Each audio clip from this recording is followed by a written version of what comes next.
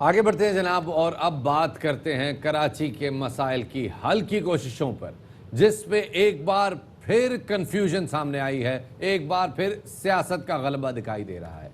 गुज़िश्ता रोज वज़ीर आला सिंध मुराद अली शाह ने एक धुआंधार प्रेस कॉन्फ्रेंस करते हुए कहा कि कराची के मसाइल पर फैसला साजी का इख्तियार एग्जीक्यूटिव अथॉरिटी सिर्फ सूबाई हुकूमत की है और इस हवाले से किसी भी तरह से दस्तबरदार नहीं होंगे और ना ही किसी और सियासी जमात का एग्जीक्यूटिव रोल में कोई काम है। उनका कहना था कि माजी में मुझे बुलवाया भी नहीं जाता था, अब साथ बैठने के लिए तड़प रहे हैं। कोई मुआहिदा नहीं हुआ, सिर्फ कमेटियां बनी हैं। उनका क्या कहना था, आपको सुनवाते हैं। आइन पामाल करने की बात करते हैं, जो आइन में चीज़ें नहीं है, जो हो नहीं सकती, उनकी बात करते हैं। पाकिस्तान को नुकसान पहुंचाने की बात करते हैं। चली जी पता नहीं तीनों जमातें हो गई, ये हो गया वो हो गया। एग्जीक्यूटिव रोल में पॉलिटिकल पार्टीज का काम नहीं है, एग्जीक्यूटिव रोल हुकूमतों का काम है। ये दिमाग में सब डाल दिया अपने। समझ रहे थे कि ये बैकडोर के जरिए हम कोई एग्जीक्यूटिव रोल में आ जाएंगे। माजी में जब मुझे बुलाया भी नहीं जाता था, अब तड़प रहे हैं बैठने के लिए साथ कि किसी तरीके से हमारी एंट्री करा दो। अब वो खुद बात करने के लिए टेबल पर बैठ रहे, मिलकर काम करने के लिए तैयार है। बल्कि हम तो चाहते हैं, ये मैं क्लियर कर दूं कि ना कोई एग्रीमेंट हुई है, कमिटीज बनने की बात हुई है, जैसे आपने लोगों ने बना भी दी, असाइन भी कर दी। हमने कहा भाई एंट्री सिर्फ गवर्नमेंट्स की है एग्जीक्यूटिव रोल में। अली शाह के साथ कोई हुज्जत कर सकता है कि वो आइन के खिलाफ कोई बात करे, उसको वैसे ही जवाब मिलेगा, चाहे वो कोई भी हो। दबाव लेने वाला शख्स मैं हूं नहीं। मुराद अली शाह साहब ने इस सूरत हाल में जो बातचीत की, उन्होंने आखिर में कंक्लूड करते हुए कहा कि जिसके दिमाग में खन्नास भरा है, यानी सिंध हुकूमत के इख्तियारात को आप चैलेंज नहीं कर सकते। अटॉर्नी जनरल खालिद जावेद बोले कि वज़ीर आला को यकीन दिलाया है कि सिंध में गैर आइनी इकदाम नहीं होगा। गवर्नर राज और आर्टिकल 149 ज़ेर गौर नहीं है। कराची से मुतालिक आइनी ऑप्शन पर बयान का गलत मतलब लिया गया। विफाक चाहता है कि कराची में गैर जानिबदार एडमिनिस्ट्रेटर और एडवाइजरी कमेटी मिलकर काम करे। अलबत्ता तहरीक इंसाफ सिंध के रहनुमा और रुकने सूबाई असम्बली खुर्रम शेर जमान ने दो टोक मौक़िफ़ इख्तियार करते हुए कहा है कि पीपल्स पार्टी को आखिरी मौका दे रहे हैं। 12 साल से कराची से सौतेली माँ का सलूट किया गया। उनका क्या कहना था, ये भी आपको सुनवा देते हैं। पार्टी 12 साल से जब से इक़्तिदार आई है, लोग यहाँ पे सिसक रहे हैं। लोगों के पास घरों में पीने का पानी नहीं है, लोगों के पास अस्पतालों में इलाज नहीं है। जो सौतेली माँ जैसा सलूक पाकिस्तान पीपल्स पार्टी ने पिछले 12 साल से शहर कराची के साथ किया, तो पूरे सूबे सिंध के साथ है। लेकिन क्योंकि मैंडेट कराची का है, तो कराची के लिए हम बात कर रहे हैं। पीपल्स पार्टी के पास ऐसे लोग मौजूद नहीं हैं।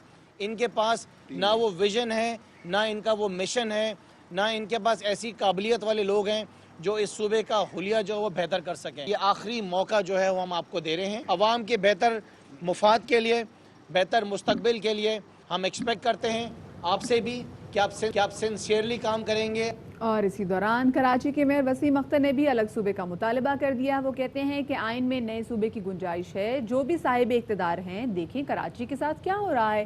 पीपल्स पार्टी कायदे आज़म नहीं कि हर बात मान लें। मेयर कराची वसीम अख्तर का क्या कहना था, आपको सुनवाते हैं।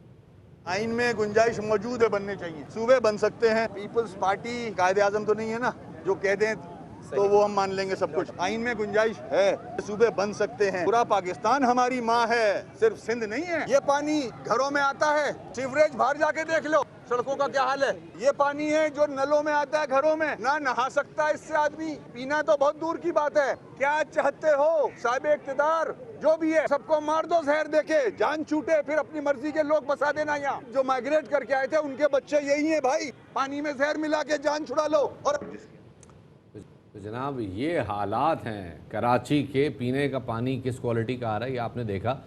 वज़ीर रेलवे शेख रशीद अहमद कहते हैं कि सिंध में गवर्नर राज नहीं लग रहा, सूबाई हुकूमत को ख़त्म नहीं किया जा रहा, सिंध में तरक्याती कामों के लिए मुशावरत की जा रही है। इसी हवाले से बात करने के लिए हमारे साथ मौजूद हैं उन्हें ख़ुसूसी जनाब शहबाज गिल साहब, उन्हें शामिल गुफ्तगू करते हैं। गिल साहब बहुत शुक्रिया वक्त देने के लिए। ये बताइएगा अब जो सूरत हाल है कराची में, ये 3 जमातों पर मबनी जो मुशावरती कमेटी है, इसकी आइनी हैसियत क्या है? देखिए, सबसे पहले आपको देखना पड़ेगा कि इस हालत तक, इस जगह तक नौबत क्यों आई। नौबत इसलिए आई कि कराची में 18वीं तरमीम के बाद तमाम तर फंड्स जो हैं वो सूबों के पास चले जाते हैं। जो पाकिस्तान पीपल्स पार्टी की हुकूमत है वो आपके सामने इस टाइम 12वें-13वें साल में लगातार, पहले भी इनकी हुकूमत रही लेकिन लगातार इसमें शामिल हो गई है। कल वज़ीर आला साहब जो प्रेस कॉन्फ्रेंस कर रहे थे उसमें वो 2000 जो है 9-10 की जो बातें हैं वो पिछली गवर्नमेंट के सपोर्ट डाल रहे थे, हालांकि शायद उनको कोई बताए, याददाश्त उनकी कमज़ोर है कि 2009-10 में उनकी सूबाई हुकूमत थी, उनकी फेडरल हुकूमत थी। तो बुनियादी तौर पर तो ये सूबाई हुकूमत की रिस्पॉन्सिबिलिटी है। अगर पहले नाले साफ़ कर लेते तो ये नौबत ना आती, अगर शहरियों की बात पहले सुन लेते तो ये नौबत ना आती। अभी भी नाले जब NDMA ने साफ़ किए हैं तो कुछ हुआ है, जब फेडरल गवर्नमेंट इन्वॉल्व हुई है तो शहरियों की कुछ दादरसी हुई है। तो इनको बजाय इसके ऊपर बयानात देने के अब इन्हें काम करना पड़ेगा, बजाय ये कहने का कि इसकी आईनी हैसियत नहीं, उसकी आईनी हैसियत नहीं।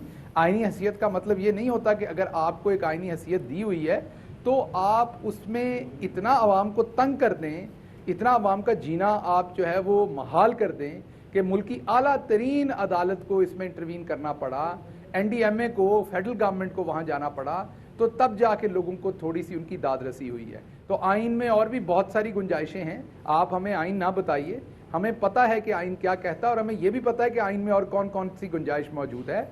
ये आप बात अपनी मलूज़े खातर रखिए कि अगर आपने कराची के शहरियों का इस्तेसाल करना बंद ना किया तो आइन में जो जो भी मौजूद है उसको ज़रूर इस्तेमाल किया जाएगा। अच्छा, फिर ये कहेगा कि सिंध हुकूमत कराची में अगर तरक्याती कामों के हवाले से तहरीक इंसाफ या MQM को इख्तियार देने पर राजी नहीं दिखाई दे रही, तो सूरत हाल यही रही तो आर्टिकल 149 या गवर्नर राज का ऑप्शन भी इस्तेमाल किया जा सकता है? ये हमें आइन ना बताएं, हमें पता आइन में कौन कौन से रस्ते हैं। आपने जितनी करप्शन और लूटमार की है, क्या वो आइन में लिखा हुआ है कि आप इतनी करप्शन और लूटमार करेंगे? आपकी जो TTs आती रही हैं, आपने जिस तरीके से पापड़ वाले और समोसे वाले के नाम के ऊपर अरबों रुपए मनी लॉन्डर किए हैं, वो कहीं आइन में लिखा हुआ था? तो आइन का हमें पता है, आइन में जो गुंजाइश है। और ये भी जहन में रखिए कि कराची के जो अवाम हैं वो इसी पाकिस्तान के अवाम हैं, सिंध के जो अवाम है वो इसी पाकिस्तान के अवाम है। फेडरल गवर्नमेंट को उनका पूरा पूरा ख्याल है और प्राइम मिनिस्टर इमरान खान उन्हें भी अकेला नहीं छोड़ेंगे।